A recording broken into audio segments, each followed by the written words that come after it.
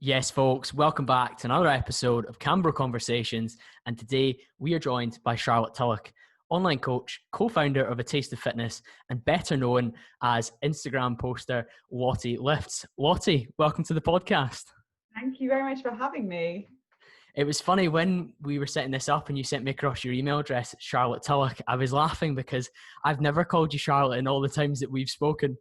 No, it's so funny. I always know whether somebody has found me from Instagram or from fitness because they'll call me Lottie on first look. And really only my mum has ever called me Lottie, but now everybody does. So yeah, not many people call me Charlotte anymore. The branding's on point and it's just spread that way. It worked. Exactly. I mean, I've had a couple of people in the gym call me CamBro when obviously that's not my name, but we'll go with it. But that's the nature of Instagram and maybe elements of autism as well. We'll take it at face value, don't they? Exactly. So we've got a pretty wide looking episode in terms of agenda today, Lottie. And to start off with, why don't you give us a little bit of a background on who you are for the people that haven't interacted with you before?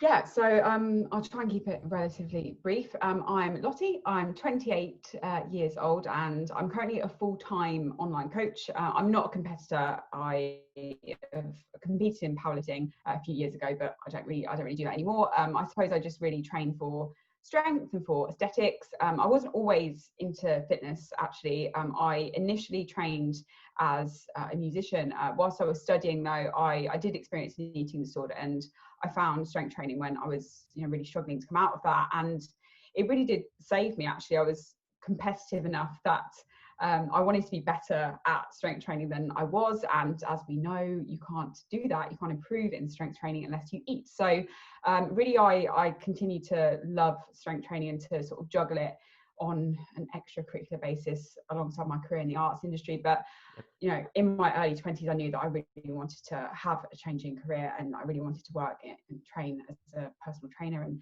online coach people. And it was sort of around the time that I was meeting my partner as well. I eventually decided to take the plunge, and fast forward 4 years, and as I say, now coaching people full-time online. I coach most people on both the training and nutrition base. I do have a few nutrition only clients, but really the focus, I suppose, is specializing in body composition improvement, developing strength, really making sure that we're forging positive relationship with food and also with body image alongside that. Yep. And that's pretty much it in a nutshell, I think. Yeah, I think nicely summarized, Lottie. You're very succinct there. And from the time that I followed you, and that's been probably 3.5, 4 years as well, in terms of when we were both starting out on the Instagram fitness game. Your message has been super consistent with respect to those key themes that you're now or have been coaching people on with respect to positive relationship with food, understanding what is a productive approach to strength training rather than just weights as a calorie burning exercise. And that maybe comes from your background, where you understood that in order for you to recover from your eating disorder challenges, that you had to fuel your training and enjoy that. So I guess you can maybe help a lot of people who've been through that or have similar traits to that.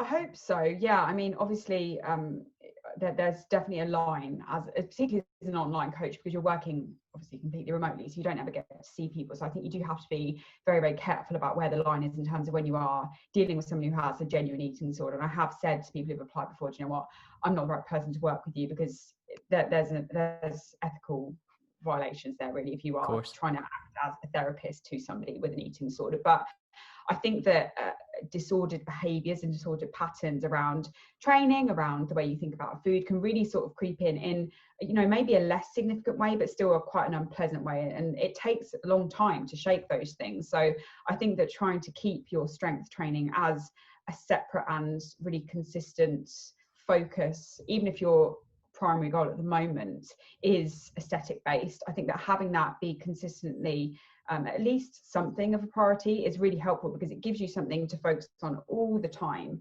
something really productive and really healthy and really fulfilling, hopefully for most people, where it's not always about making yourself shrink or losing fat, because I think anybody who's done it knows that sometimes it can be difficult to draw the line. I think that something that can pull you back from that, if you are struggling to get out of that, is actually, no, I really want to be able to perform well. So I do try and make sure those things are kept very, very separate, if not for no other reason other than it's just a bit more enjoyable if you are really enjoying your training, because it's something to get your teeth stuck into. And I don't really know many people who have started strength training, stuck at it for more than 6 months and not really loved it and got really addicted to getting better at it. So I think it's worth doing that, keeping those two things separate. Yeah, it's a hugely addictive process, getting stronger, because it has that whole process of betterment in and out the gym with respect to discipline and habits that it takes to get better at your squat or your bench press or your deadlift or whatever movement it is as simple as a pull-up, is so rewarding outside the gym as well. And one of my favorite messages you've got there, particularly for females who struggle with body image, is around that strength piece, because we know that if we always just focus on looking better, you could easily end up doubling the amount of cardio versus the amount of training you do in order to create this wild deficit in terms of chasing that aesthetically the whole time. So your message for your clients, whether they're male or female, is get strong as well as aesthetic, and ultimately there'll be periods of the year where you focus on the body composition, but there needs to be the building blocks throughout the rest of the year to actually achieve that. And I've always enjoyed that aspect of things, Lottie, because from my own background, I initially started purely strength and just wanting to be strong for rugby. But as soon as I fell in love with the process, I moved away and it was all about aesthetics. Thankfully, I fell into a place where I knew that I had to put more weight on the bar or use a heavier dumbbell to get to where I needed to go. So that encouraged you to eat and fuel yourself. But it's very easy to see people who just go in and do these kind of pumpy, squeezy workouts with the same weights every week and just diet themselves into the ground. Yeah, that's exactly it. And I mean, the funny thing is, I think that when you do start to focus on the performance side of things, people end up looking the way they want to look anyway. Versus if you're only ever chasing the aesthetic goal, it's just, for most people, it's just a moving goalpost. You never get there. You're never happy. I mean, I think everybody can speak to being at the end of a diet and thinking, oh, I just want to be a little bit leaner. And then 6 months on from that, when you put on however much, you think, oh God, it looked really good then. Actually, I'd give 2 of my chins to look like that now. But you don't see it when you're there. You don't see that you look, really, really good. So if that's the only focus that you ever have, I think it's, for most people, you're never really going to get there. What are the main ways that you support your clients through that? Is it things like the logbook and tracking their training? Yeah, so all of my clients track their training every session, because I think it drives progressive overload, doesn't it? So doing more reps, adding more weight to the bar, and having it, for most cases, running into like AMRAP weeks or something like that. So a real challenge where we're doing one set of, a relatively heavy load and seeing how much we can do. So having sort of mini periodic challenges that they can really get their teeth into and work up to. And there's some momentum there, which I think is good. But I think in terms of, from a sort of a bigger picture thing, it's making sure that they know that there is going to be a point where, whether it's with me or not, for most people, actually, they do end up staying on and working at maintenance. I think people find that challenging, but there is going to be a point where it's not about the diet anymore. And whether you want to, be a powerlifter or be the strongest person in the room, it's not really about that. It's just, there is going to be a point where the goal actually is to hold steady for a bit and actually maybe enjoy your training a little bit more. So just always knowing that this isn't like a permanent state if you're on a fat loss phase. I think that even just having that in the back of your mind is important. Yeah, I mean, you've hit on a number of important points there. One of them is you've dropped the M word, which is maintenance. And you were worried there about what I was going to say, but in terms of that M word, then maintenance, many people go to a coach for a 12-week diet, or they go to a coach for maybe a shorter than that diet if they really left it late for their holiday.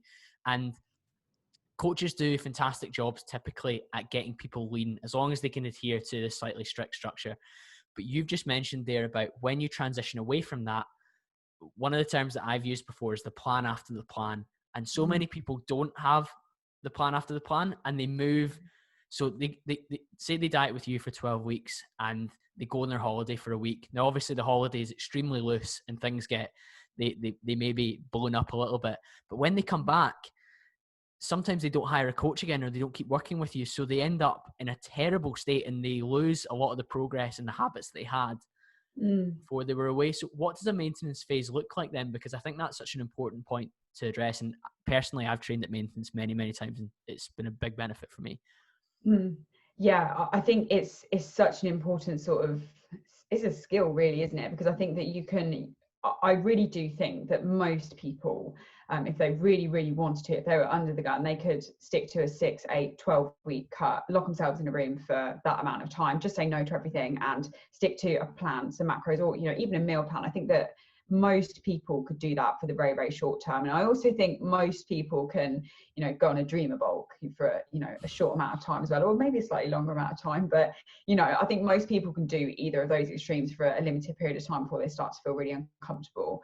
But that middle ground is just notoriously difficult. And I think that a big part of it is actually the diet itself. So if you are swinging the pendulum so far in one direction, generally it's going to come back. So if you take competition prep as an example, that's a really, really extreme example of a diet. And there aren't many people who come out of that and don't have to at least swing it some of the way back and maybe, you know, edge it over what they want to.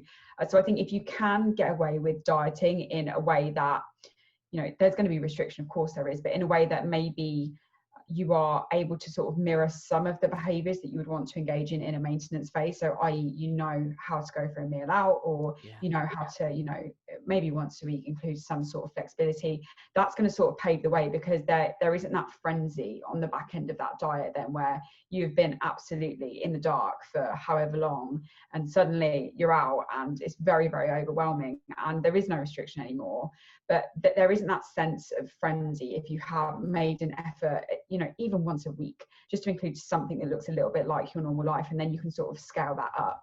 And it might look like with maintenance, you know, for a lot of people, it looks like, you know, maybe still ensuring calories are higher, maybe Monday through till Friday, but then having a little bit more on the weekends. So you're not necessarily still dieting Monday through Friday, but you are sort of still squaring away a few calories so that your intake isn't necessarily linear, but you're at maintenance on average. So it might look like that for a lot of people, but I think the main thing is actually, as I say, not implementing savagery when you're dieting, because if you put an elastic band so hard it's going to snap.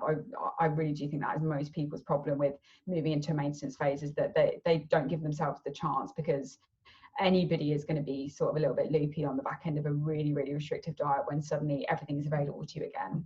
Yeah, 100%. And when you go from that 0 to 100 in terms of everything's been uber tight, uber strict, you've tracked every macro for 12 weeks, like you say, you come out the other end into a frenzy, perhaps. Maybe you've gone away on holiday, maybe you've had your photo shoot, or whatever it was you were working towards, your wedding or your event. It's very easy to let everything go out the window. But because you've hopefully, for most of your clients, depending on how strict their goal is, of course, had an element of flexibility within that period of the diet, when they come out, it's not a case of, oh my God, I've not seen the inside of a restaurant for 12 weeks, although COVID-19 exempt. They've not seen they've not seen the inside of a restaurant for a long, long time. So when they get in, it's a free for all, and it's like an all you can eat buffet almost.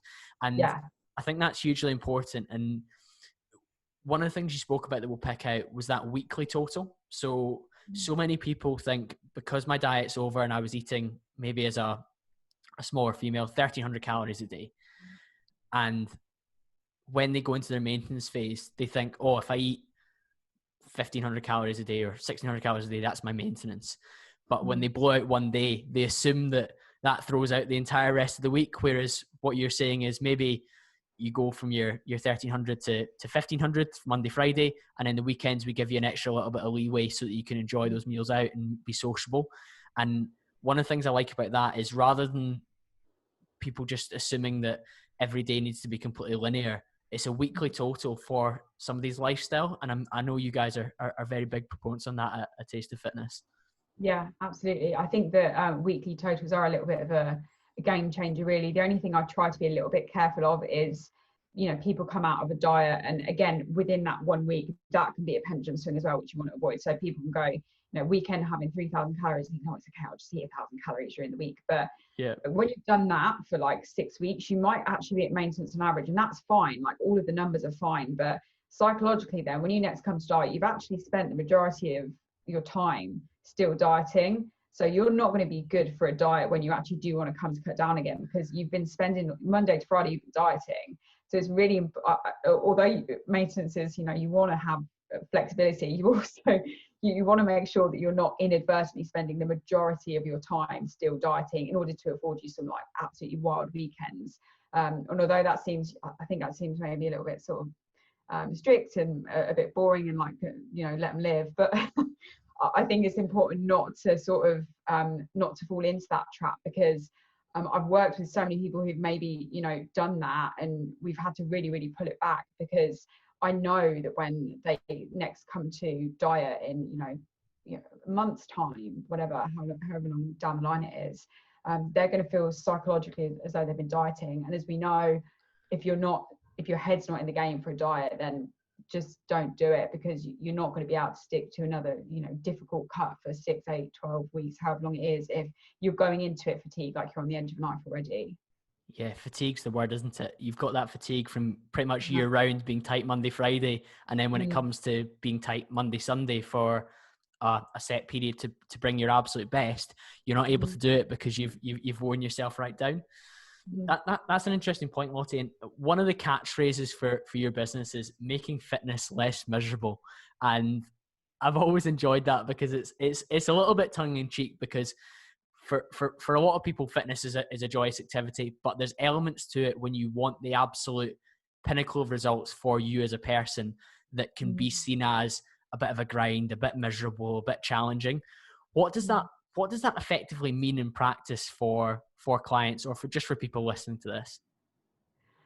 Well, I think we're in a bit of an echo chamber, aren't we, where most people realise now, thankfully, that fitness isn't necessarily miserable. But I think definitely outside of that echo chamber, there probably is still, I think I've spoken to people who are like, oh my God, you're going to the gym again. And they think that you live at the gym and that all you ever eat is salad, and that you haven't had a slice of cake in 5 years. Like, there is still that sort of reputation, and it is a barrier for some people, I think. So, it's a bit tongue in cheek, and it's sort of about that sort of outside of the echo chamber reputation. But I think that even in the echo chamber, there are a lot of people who maybe give themselves more of a difficult time than they necessarily need to, either because they're sticking to a rigid meal plan, or they're sticking to rigid macros. And at this point, we know that if you want to have high carb or low fat, or you want to have high fat, low carb, it's not going to have a yeah, exactly. As long as your protein and calories are fine, then you're okay. And actually, don't worry about your daily macros too much to the gram. Look at your weekly totals, and so there's so much more flexibility, I think, than most people realize. And as I said, a huge part of the way that I coach, the way that Harry coaches, is making sure that we're being responsible, and that people know how to go out for a meal and actually know when to not track something, even within the scope of a diet. If it's your nan's 90th birthday party, don't go and not have a slice of cake with her. Knowing when it's appropriate as well to actually prioritize your diet, which is going to be 90% of the time, but there might be a small percentage of the time where actually it's not appropriate, and we can put it back elsewhere. So introducing sort of micro flexibilities that do sort of come together to make it just a little bit less rigid and a little bit less miserable is really what that's about. And that's not to suggest, obviously, that if you do want to get sort of abs lean for a photo shoot, there isn't going to be a sprinkling of misery in there, because there probably is. You probably are going to be hungry, but you don't necessarily need to be eating boiled chicken, as we know, to do that. So that's really what that was about. Yeah, I always really resonated with it, because I think, like you say, we are in a bubble, especially on Instagram, where most people are quite clued up. Most of the people that follow us, thankfully, probably get the message that what we're putting out there around flexible dieting and being able to experiment with your nutrition far more than you would than some people would think. Because I mean, when I'm in the office, some people can't understand that I can eat bagels because it's white bread, and you're just thinking, honestly, like, I've done this for so long now. Don't please give me a break. And as if the fact that I'm having a couple of bagels every day is going to completely ruin everything that I do outside of that, because it's all calorie accounted for. So it doesn't matter, which is frustrating. But because you are bringing people in, perhaps from the general population who haven't maybe been aware of that, that catchphrase is quite helpful, because it gives them a support network. And then likewise, the people that are inside the bubble, maybe followed you for a long time, that want to be a client, they can see both sides to it, and the ability to eat out on a diet, because ultimately it's food in versus food out, isn't it, with regards to energy balance. And I always think, when you empower somebody to go on a meal out, it's very similar to what you said with respect to, they can use that principle year round, whether they're in a gaining phase or a maintenance phase. And if you empower them to do it when their calories are at their lowest, then there's the benefit of doing it whenever you need. Yeah, exactly. That's exactly right. It's 3DMJ who used the dimmer switch analogy, and that's 100% it. You have the principles, and it's going to need to be sort of more dialed in when you're dieting, but essentially it's the same principles, and you're just turning the dial up and down depending on what phase you're in. And obviously, if you're gaining, particularly as a heavier male, you've got basically as much flexibility as you want reasonably. But even for smaller females, you're going to have way more flexibility when you are gaining. But you actually do still need to have some awareness of your caloric intake, because in terms of absolute numbers, it's very easy to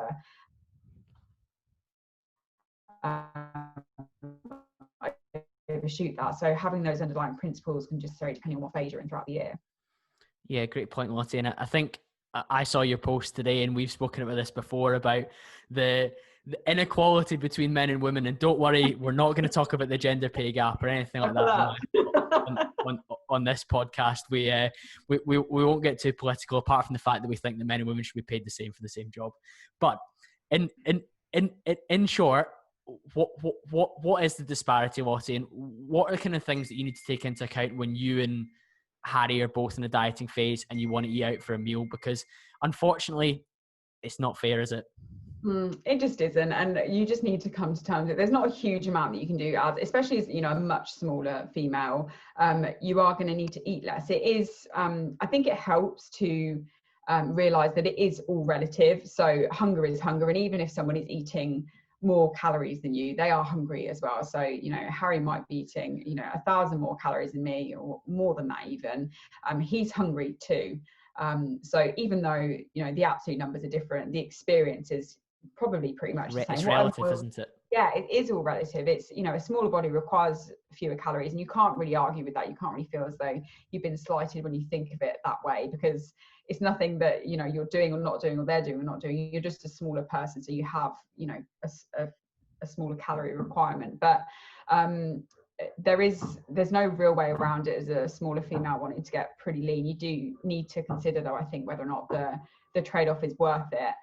Because practically it's much more challenging to be a very small female, and for example wanting to go for a meal out, using myself and Harry as an example, he can pretty much fit in a meal out in his daily intake if he wanted to, without too much fussing around with even his meals in that day, let alone within the wider week. But because it's a smaller percentage of his daily intake. But if you're going out and actually it's a meal out is going to cost you the majority of your daily intake, that is really difficult to fit in. And that's a moderate meal out. You can sort of, as a smaller female trying to get pretty lean, you can pretty much forget about burger and fries and the trimmings when you're dieting, because that is more than a day's worth of calories for you.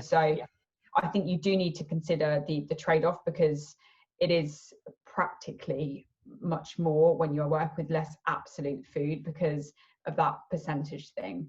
But also, practically there are issues in terms of, basic nutrient requirements. If you're a really small female on really, really low carbohydrate, trying to get really, really lean, it's sometimes difficult to get fruit in and things like that. And that's where competitors run into those issues, and those aren't the people that I tend to work with. But even as smaller females, there are those basic requirements that do make it just practically more difficult than a male who, yes, is in the same deficit and is having the same hunger experience, but the practical issues are not the same. Yeah, this is it, because you mentioned the example there. Harry goes out for the evening meal with you and he can fit in those 1,000 calories, for example. Whereas if your meal's 1,000 calories, you're eating very, very low food throughout the day almost just pure protein, maybe fasting up until midday. Now, there's always strategies to do these things, and that's fine. But from a health perspective, a nutrient perspective, from a lifestyle perspective, if you were doing client check-ins on no food on a Monday, you'd be going barmy Lottie, and your focus wouldn't be there. You at the end of the day, you're a knowledge worker and a client service person when it comes to serving your clients, and that requires the ability for you to focus and function at your laptop. And on the hardest of diets, you should still be able to do that even up to the end, because you're eating small portions of food throughout the day, fueling yourself. But if you're saving up your calories for a steak and chip dinner at night, as a small female, disaster. Yeah, exactly. And I think that, you know, it's a really difficult line to walk, because then you run into that issue of, oh yeah, you've been so restrictive for your whole diet. And that there is that. But I think towards the back end of a diet, especially, you really do need to pick your battles as a smaller female, because, you know, it kicks in, doesn't it? The last few, you know, the first stint of a diet for most people is pretty manageable, if not easy. But the last few weeks, if you are looking to get, you know, pretty lean, let's say you're looking to get abs lean for a photo shoot or something like that, you're probably not going to want to be banking that many calories, because it does just sort of hit you. And that sort of extra few hours without a snack or without a meal or whatever has much more of an impact than it did on week 2 of a diet, where, you know, you were busy, so you skipped you had a late lunch or whatever. It just, everything is magnified in those last few weeks of a diet. So you really do, at that point, I think especially, need to be a little bit more strategic about what you are saving your calories for and how you are spending your calories. Is it for indulgence, or is it just sort of practical at that point where you want to be able to train and do your job and actually not be a bit of an arsehole? Can I say that? To your partner or your family? Because, you know, last few weeks of a diet and you haven't eaten for like 6 hours and you're already pretty lean, your body's screaming for food. Your body's screaming for food. Your mood is going to go through the floor. Your concentration's nowhere, and irritability is at an all-time high. Yes, that's exactly right. Now, even within that, if we take it further to a phase where somebody's in a maintenance phase or a very slight gaining phase, even then, a couple going out for a meal, it's still not an even keg either. And that's something that we've spoken about, you and I, before, where if, for example, you're out for dinner, you're in a maintenance phase, you both have the same meal, you have the same starter, you have the same main, maybe you have dessert, maybe you don't, but irrelevant, you've probably both gone over your calories for the day, potentially, because you've eaten your normal meals throughout the day. The next day, the male potentially wakes up quite full and pumped, maybe as if the carbs and the extra fats have gone to the muscles and pumped them up, whereas you are feeling maybe a bit unpleasant, a bit bloated. And that's just the nature of, I guess you've explained it to me before, but just regards to more muscle mass, more body weight overall to soak up the food. Well, that's exactly it. I mean, if you do go out for sort of particularly a carbohydrate dense meal, I've done it with Harry before. You know, we go on holiday and day 1, we're both looking pretty good. Day 2, he's still looking brilliant. I'm not looking brilliant anymore, or as brilliant. You know, you look at pictures, again, it's that thing where you look at pictures later and you think, oh no, I look pretty good there, actually. I was just sort of in my own head a little bit. But definitely, because, you know, he's got, it may surprise you, he's got more muscle mass than I've got. So when he eats those carbohydrates, they go straight and they fill his muscles. He's really glycogen replenished, and I will eat the same amount of carbohydrates and I don't have as much muscle mass to fill with glycogen. So it just spills and it leaves you, for want of a better term, with just a nice squishy sheen all over you, and you look just soft and fluffy, where a bloke with significantly more muscle mass than you is just going to look hard and lean and nice and full. So that's where the key is not even. If you were to sort of equate it and I would say, okay, I'm going to eat less carbohydrates, we both look, you know, fantastic. But for particularly, you know, back into the diet for a smaller female, that's actually not going to be that many carbohydrates, where you aren't necessarily pushing over that sort of full and lean threshold. Yeah, that threshold where you look full, because if anyone's done like a prep for a show or a shoot, you know that you maybe have that carb load period. And if you get that wrong, you've mentioned there, you spill over and you look softer, you look more watery. And that's what you're saying. You wake up on holiday and the day before you were quite dry and quite lean. Of course, if you've had more carbohydrates than your muscles can soak up in terms of glycogen, spills. Exactly that. As well, if you eat like salty food when you're on holiday, that's not going to help either. If you're jet lagged, you know, all of those things. You know, holiday is just like a bit of a perfect storm really, because you've gone out, you've eaten loads of carbohydrates, fantastic, that's what you're supposed to do on holiday, but you had loads of salt, you're a bit jet lagged, so you are a little bit soft and squishy. What I actually do try and do, if we can get away with it at all, is bring people up to maintenance before they go, so that actually they've had that sort of period of time where they've satisfied a few cravings and they're not feeling quite so at the back end of a diet. But also I think that people just get a little bit less sort of hyper focused on looking exactly as they were the day before if they've spent a little bit of time eating a little bit more food. But still, the keel is never even, unfortunately. Yeah, I think that addresses some of the things that maybe people won't have understood before or won't have thought about in the same way, but it's a really logical way to explain quite simply how the mathematics work, unfortunately. Now, we've spoken there about carving up for a show, and you and I are both people that have never competed in a bodybuilding style show, and yet we are still comfortable that we are into fitness, passionate about fitness. So I guess I wanted to speak to you a little bit about not letting things like competing in a show define your interest in fitness. How do you manage that for yourself, but also for your clients who are maybe very passionate about it, but don't have that passion for maybe getting in a bikini or getting in a pair of trunks? I think it's a tricky one, isn't it? Because I don't know whether it's because I'm just like sort of very far past it now, or whether people do have an understanding that competing really is just something else. But I think maybe a couple of years ago there was a lot of pressure almost to compete, and I think everybody seems to be wanting to do it. And I think that, you know, I've got nothing but respect for competitors, and you know, they're such passionate people, but it really does need to be your passion project. It is all consuming. It really is. Harry has competed in bodybuilding before. It's difficult. It's really difficult, not only for the person competing, but for everybody around the person. It's, you know, it's challenging. And I think that, you know, the majority of people who go into competing, if they already have a fragile relationship with food, it's going to do nothing for it. So you need to be, I think you need to be very responsible and very careful with your decision to compete. And I think you need to go into it with, you know, a really solid relationship with food. Because I think, you know, best case scenario, you're going to come out of it with, you know, a good amount of food focus. But worst case scenario, if you already have, you know, even an inkling of sort of food focus or whatever, it's under a huge magnifying glass as you got really, really lean, and that generally won't normalize until you've restored your body weight for a really good amount of time. So it's not just the time that you're competing. You really need to think about, that year really after you've competed, where you are going to be just sort of waiting for things to be level out, and you're probably going to be very, very uncomfortable, and it's very, very difficult to handle. So what I normally recommend people do is, if they're thinking about competing, I say do a photo shoot. Book a photo shoot, do like a 12, 18-week diet, whatever you need. We'll run that after the photo shoot. And after the photo shoot, you can tell me whether or not you want to compete, and I will probably recommend you to go and coach with, you know, someone who can help you with the posing and whatnot. I can coach people to get lean, but it's nice to work with someone, I think, who will give you everything, like posing. They've been there and done it as well, which helps. Yeah, exactly. But most people don't want to. Having gotten shoot lean, most people say, actually, I don't think I want to do any more than this. And for most people, that's enough to have that goal, to, you know, have those that photo shoot. It is still sort of a moment, but I think I like it more for people, because there's no chance really that you're going to be really disappointed.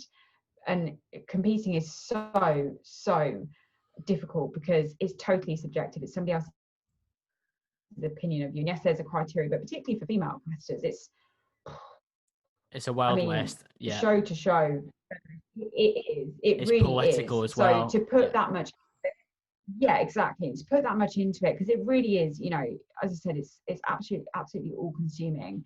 And to come out of that knowing that you've basically been told, nah, not good enough, I think that's pretty soul destroying and really not good for a lot of people. So again, absolutely nothing against competitors, but I think for most people, actually what they are looking for from fitness, like a goal and something really, really rewarding, that can probably be satisfied more healthily with a photo shoot. And again, that's most people, that's not everybody.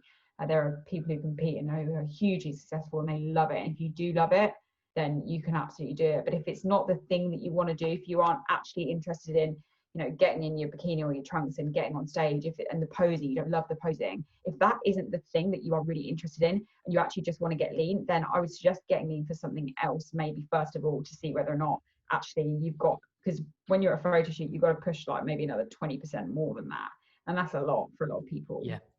And that's the hardest 20% as well, because you've already dug to get to where you are. That's such a good point. I very much view the photo shoot, like you, as the litmus test for, have I got the routine, the habits, but also the desire to go any further than this. And like you say, I had a lot of friends that did photo shoots last year. I did one as well.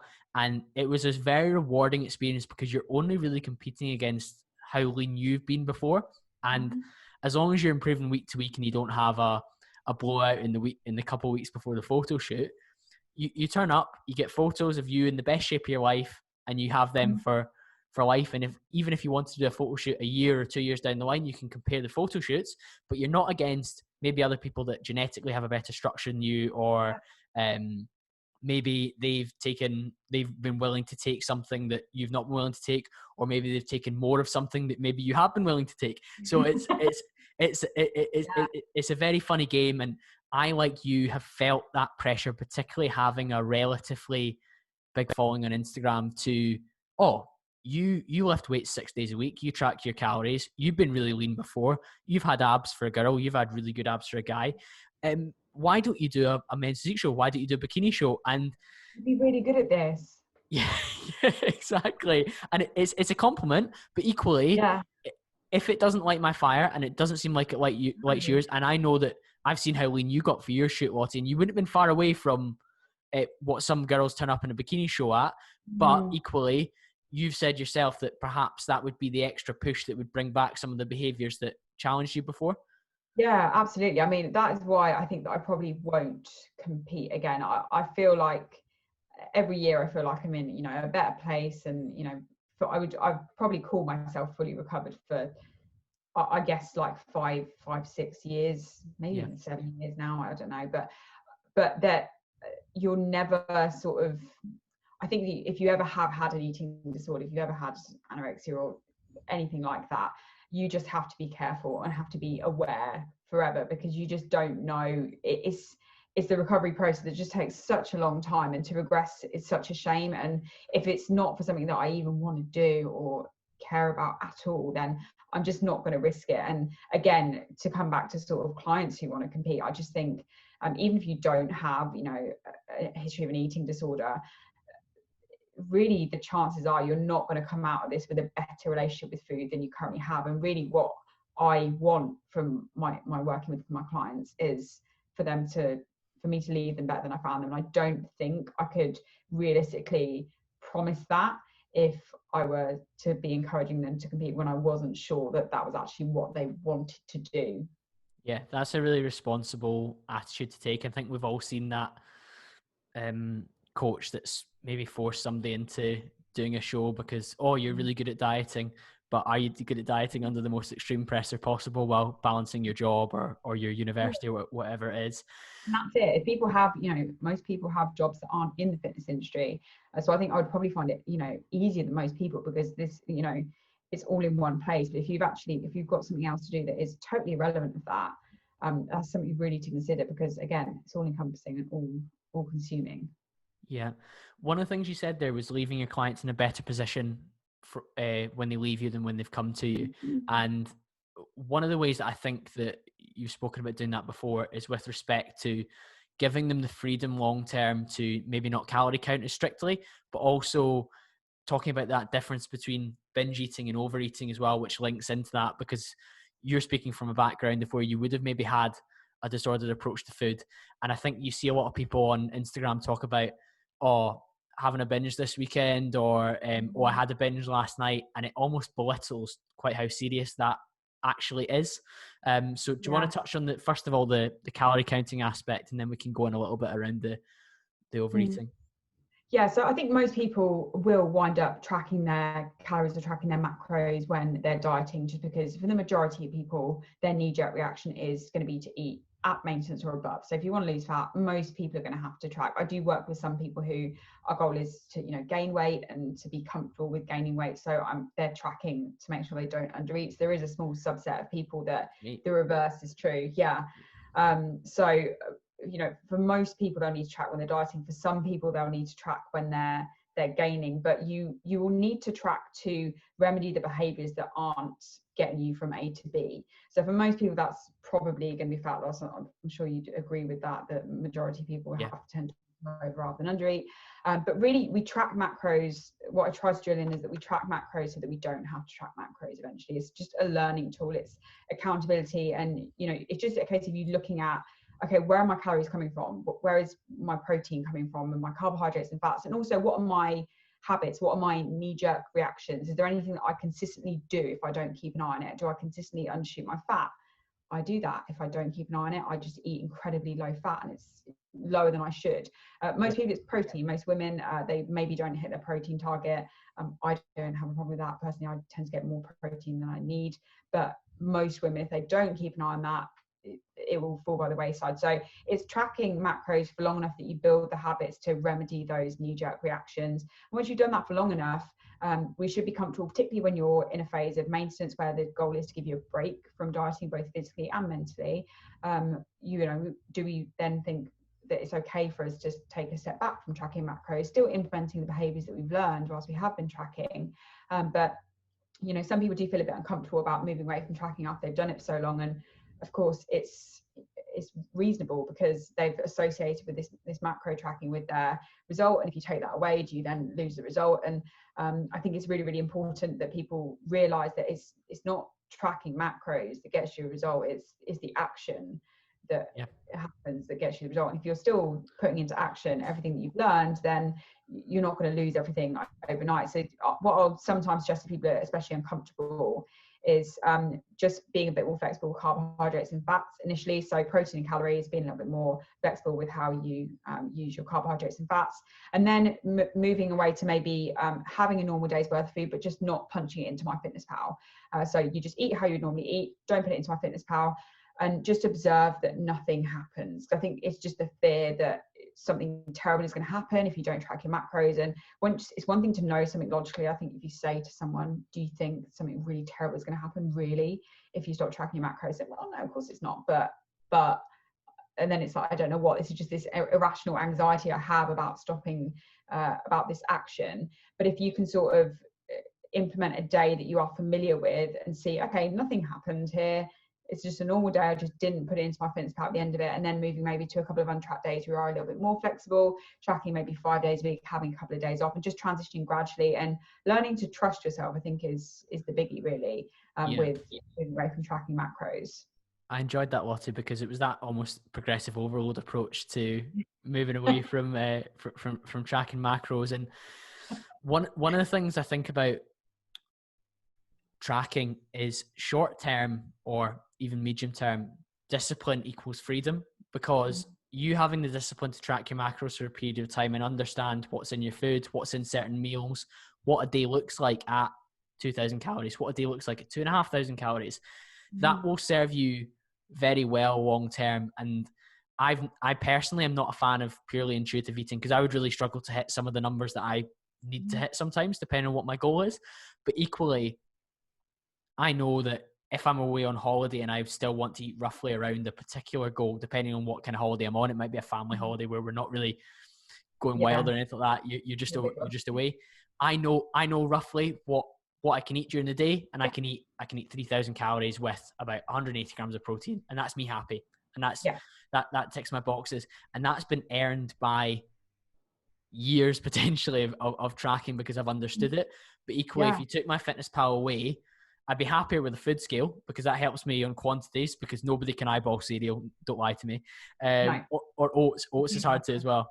But it's that's a big help. So equally, even on the days where I'm not tracking, and I've done that a number of times, particularly over the lockdown, where I've just decided to experiment and see how I get on.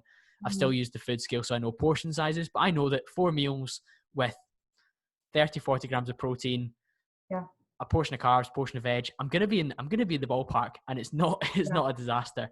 And that's it. I like that you've been able to have that sliding scale of depending on what clients want to move to, because some clients will want to go full intuitive, some will want to track basically year round, while some will want to be somewhere in that middle ground.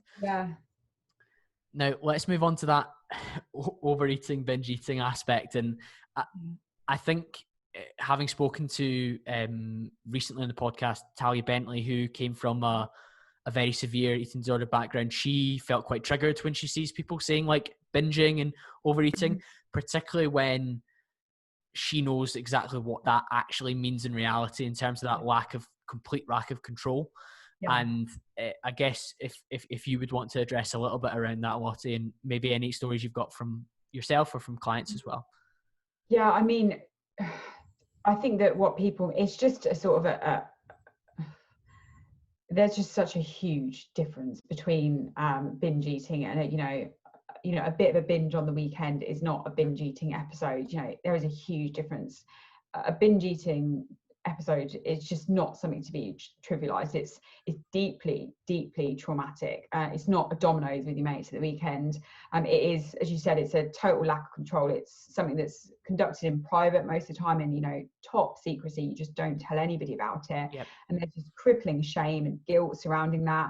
It's eating way past the point of fullness with no regard for hunger cues. And really, it's not even about hunger. It's just this loss of control. It's an eating disorder. I think that people think that maybe an eating disorder is only anorexia and only sort of something where you're just never eating or whatever, or maybe purging. But binge eating is an eating disorder, and it's really distressing. And so, whilst I can understand where the waters might be a little bit muddied by a sense of guilt after you have overindulged on a weekend, but what most people term as a binge is actually not a binge. It's an overindulgence. You didn't black out and overconsume in a really frenzied manner. You just overshot your intended intake, and that's not the same thing. We shouldn't trivialize a very real eating disorder by watering down that term to apply to all episodes of calorie overshoots, because they're two very different things.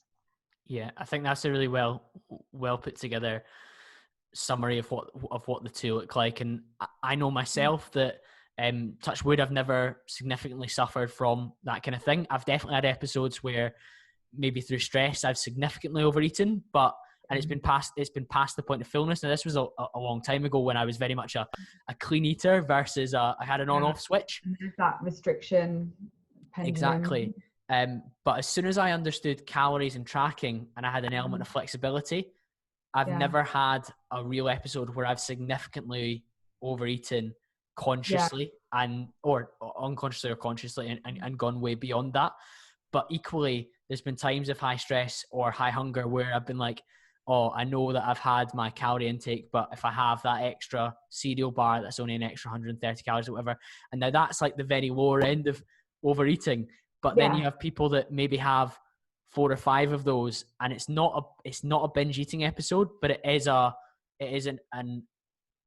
conscious decision to overeat, although it's been driven almost subconsciously by something that's going on. It is very. I can understand where the water gets muddied sometimes. In that, someone will say, I way overate. It was like sort of a little bit of a lack of control, and I can understand where it comes from, but I don't know how else to say it other than the cop out of you would know if you had a binge eating disorder, because it's not something that I ever really experienced regularly. I had anorexia, so I was very underweight. But then as I was recovering, there were a couple of times where I was refeeding, and it happened a couple of times where I did binge, and I can tell you that it isn't just sort of having an extra, as you say, a couple of cereal bars and deciding that there is no decision making in that process. And as I say, it's not something that's plagued me. It's not something that happened even more than a couple of times. But when you speak to people who have a genuine binge eating disorder, and again, I don't work to sort of remedy that, because that would be very unethical for any online coach to do that. But it's very traumatic, and I can see how people who are experiencing that and seeing people saying, oh, I had a bit of a binge on the weekend, and what they actually mean is they had a McDonald's breakfast and extra hash brown. It's not the same thing, Yeah, exactly. And just to close out on that important distinction quite often between doing it in private and doing it socially, because you wouldn't have a binge eating episode with friends. Now I have absolutely seen people come out of like a competitive show or a shoot and Oh overeat yeah, I significantly. suppose you're right there actually. Yeah. But not to the extent where they like can't stand up or anything like that. Whereas I No. know that people. So, for example, I know one of my friends who competed. He ended up having like Oreos for breakfast and like a bowl of cereal and stuff like that. And he's joked about how it messed up his relationship. And then equally, I know girls that have competed that they've gone out for like a Domino's and like their male partners had like, sorry, they've gone out for pizza. Their male partners had like one pizza. They've had a pizza, and then they've ordered like another one for the table for just her because she's just insatiable at that point.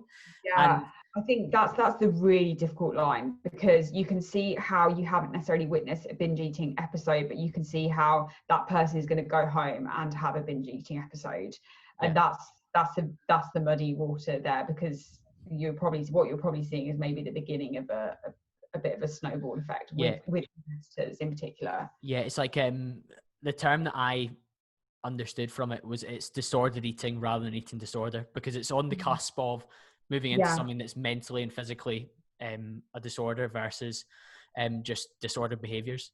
Yeah, I think people, this is like, I've had this conversation with Harry quite a lot, and it's one of those, I think eating disorders are very, very difficult, because um, they're very difficult to define. When is it disordered eating? When is it an eating disorder? But I think whenever you are experiencing something that is taxing you mentally, and constantly as well, you're maybe inching into, past disordered eating, into a little bit of a dangerous territory there, where you maybe are looking at developing an eating disorder. And again, if ever you think that is happening, or you think that's happening to a client or whatever, your responsibility is to refer out, because that needs something more than a remote coach, I think, for most people. Yeah, that's a nice way to close off that section. So if that's particularly triggered any ideas within yourself while you're listening to this, then medical and support and help is available, and you can get that through your local GP initially. Moving on to a slightly more lighthearted topic then, Lottie, protein bar war. So anyone that's followed you on Instagram for a period of time will know that you are the protein bar review queen with respect to hundreds of reviews. How many reviews have you done? Do you know? I could check. I've got it on my Evernote. If I check, I reckon it's probably closer to 200. Of my recent ones, I started sort of shooting them, I guess, professionally, maybe 2 years ago. It's closer to 200, I think, at this point, of like my curated protein bar shots on the big cam. Yeah. So you get your fancy camera, you get the different angles, and we review them. So I think the question that people are going to have are what are some of the best ones you've had? So let's go for two in particular. What are your favorite bars, and what about them in particular? I really like the more layered bars at the moment. So I like, a little bit of variety of texture in a bar. So things like, I'm a huge fan of the Battle Bites bars. I think they've really, really nailed it. So rather than the sort of traditional single texture bar, they're more sort of layered. The flavors are really, really good, and they're a lovely company as well. I really like the people who run that company. But maybe my favorites at the minute might be the My Protein 6-layer bars. I'm a huge fan of those. I really love a really substantial protein bar, and I'm hearing myself talk, and I'm way more into this than I should be probably. But people are passionate I really about love these a things. substantial protein bar that really feels, and I get it. I'm driving it. I get it. But yeah, I think that the layer bars are definitely sort of top of the list. But what I did realize the other day is that I've had some protein bars that I've reviewed ages ago, and when reviewing a protein bar at the end of a diet versus when you've been in maintenance for a really long time is a really different thing. So with that in mind, my two current favorites that stood the test of time are the 6-layer bars and probably the Battle Bites bars, although I do like the PhD Smart bars as well. I like the PhD Smart bars as well. Now, obviously, I've got a vested interest in saying that the My Protein 6-layer bars are the best. MP call for your discount, guys. But what's the other bar called, Lottie, and where's the best place for people to get those ones?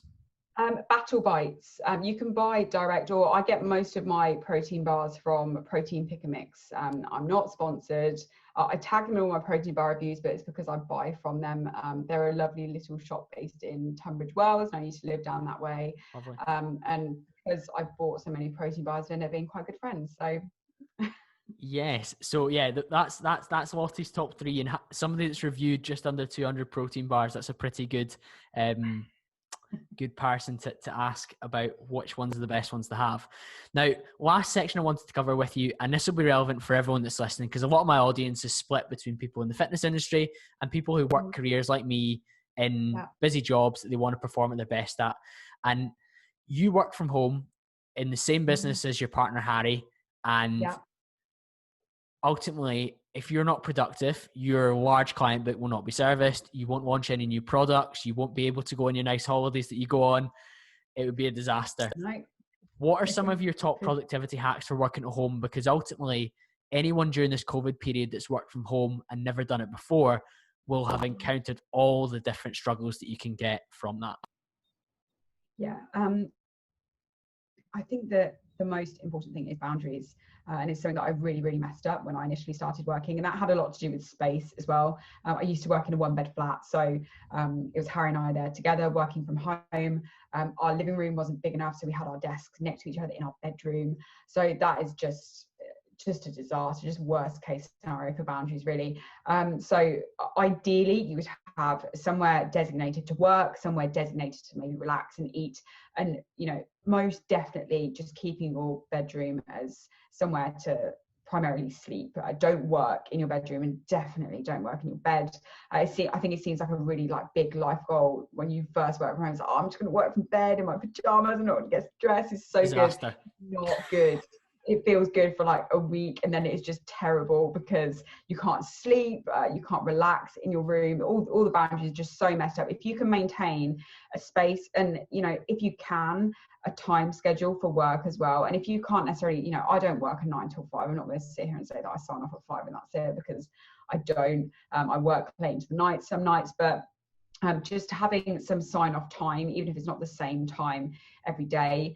And certainly what Harry and I have been really good about doing for the last couple of years is having an evening or even a whole day sometimes where we are just off work, and we don't sit there, even just don't sit there with your phone. If you know that you're going to look at your emails, or if you work on social media like we do, you're not going to be sitting there looking at Instagram or doing anything that's related to work, and you are just having some really designated time away from that, so that not only does that increase your productivity within the time that you are working, and you're not going to be drifting into, hoovering when you're working, or, working when you should be relaxing and spending time with people.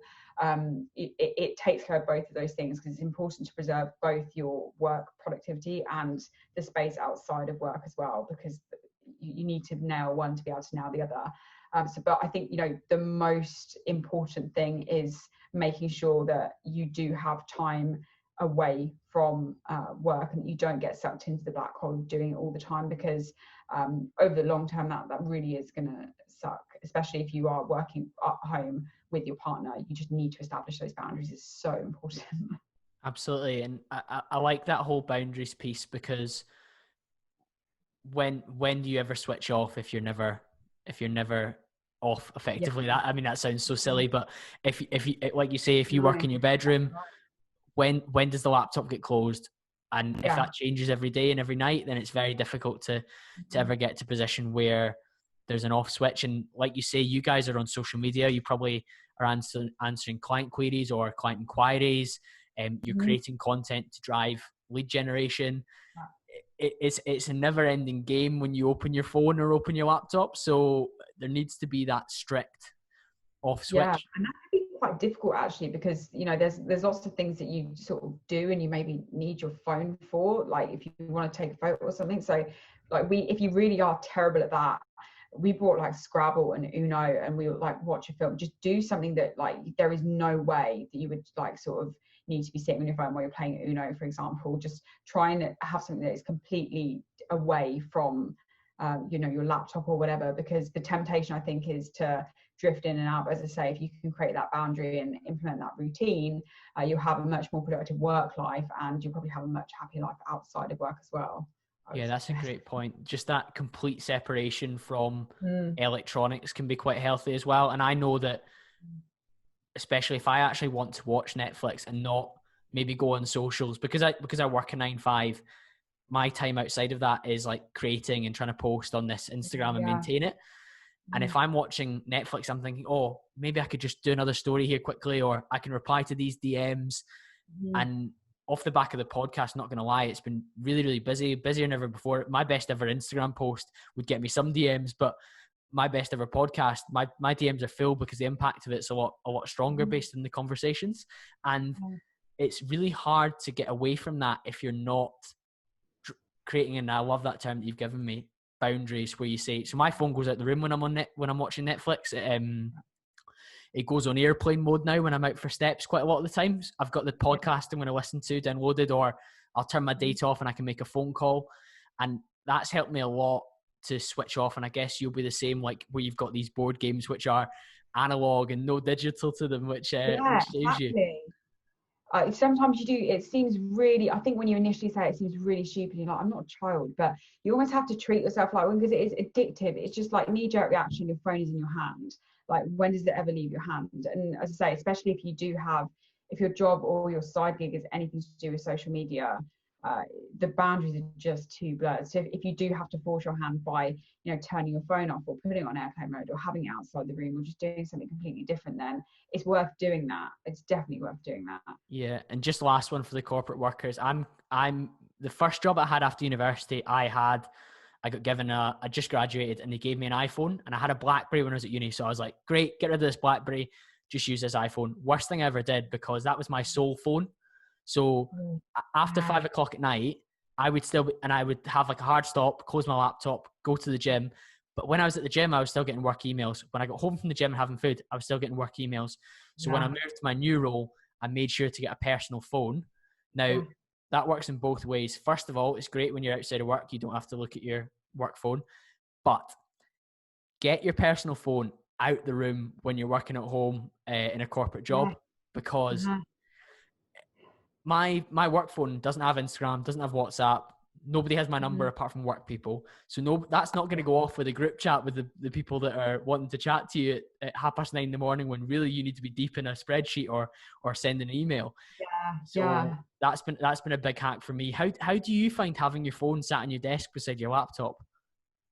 I mean, it is challenging. I mean, at the minute I've been crossing my fingers because my internet is down, so I'm tethering with my phone. So my phone literally has to be on my desk right now in order to sort of make sure that this doesn't drop out. But it is, I will often just like put it upside down or not have a look at it, because when I'm doing client work, I need not to be answering DMs from people who aren't my clients. I need not to be really even doing stuff for my Instagram page. I need to be focusing on that. So like you, really, I do try to have my phone somewhere else and somewhere away, because for me, the temptation, I don't mind admitting that I will just sit there and scroll, and it might be productive in the sense that I'll get an Instagram idea, or I'll get, reply to some DMs or whatever. I'm not being mindless, but it means that I'm spread too thin and I'm maybe not completing any one task. So that sense of like sort of trying to separate everything out, I think is really important. But what I also do is I have my clients on my emails, but I don't have clients on WhatsApp. I know a lot of coaches do have clients on WhatsApp. I have them on emails because I'm able to get back to them sort of as quickly, but it means that there is a boundary there that, if it's 2 o'clock in the morning and an international client wants to get hold of me, they're not on my WhatsApp. I will open that email when I am working in the morning, and not when I am out to dinner with my other half and my phone is in my bag. So trying to create those big boundaries and also those micro boundaries, I think, is really, really important, because you need to be prepared for yourself probably to slip up and to be, looking at things and having a phone in your hand at some point where maybe you shouldn't. So trying to make sure that you are almost trying to sort of foresee where you're going to trip up and just know to sidestep that. I think that's helpful. Yeah, I think all of us being aware of our different flaws, and that links back into different areas that we've spoken about tonight with regards to calorie tracking, eating out, getting our training in, understanding the best way to approach our training. So there's a lot of overlap within that. One thing I'll share with the listeners, and hopefully if you're still listening to this point, is Lottie's talking about getting back to DMs there. The absolute key to getting back to DMs on Instagram now is instagram.com/direct/inbox on your browser, on Safari or Google Chrome, whatever you use, and you can reply to them on there. And there's no chance that you're going to go and watch stories in your laptop browser because it looks shit. So you can reply to your DMs on your laptop, and that is a game changer. So it's like if you've got WhatsApp web for your laptop, exact same idea. And it is a genuine game changer when it comes to getting back to people promptly. And you know what it's like, you want to be polite. If somebody's taken the time to message you, you want to come back to them with a good response. So that's been a game changer. So if you've made it through to this point in the episode, you've just got some serious gold there as a little bit of a help. In terms of where people can find you, Lottie, where are the best places to go? Your Instagram? Yeah, I'm pretty much, Instagram is the only thing that I really do in terms of social media platforms. So I'm at Lottie Lifts on Instagram, and you'll find me there. And I have my website, which is sort of my landing page for my coaching, and all the services that I offer is linked through my Instagram bio. So everything lives there. You can pretty much find anything you want on there. That's perfect. I'll put both of those in the show notes below. Thanks very much for listening, guys. If you haven't yet, please drop us a 5-star review on Apple. Share this one with a friend. Pop it on your Instagram story. Tag Lottie, tag myself. And we'll be back to speak to you all again very, very soon.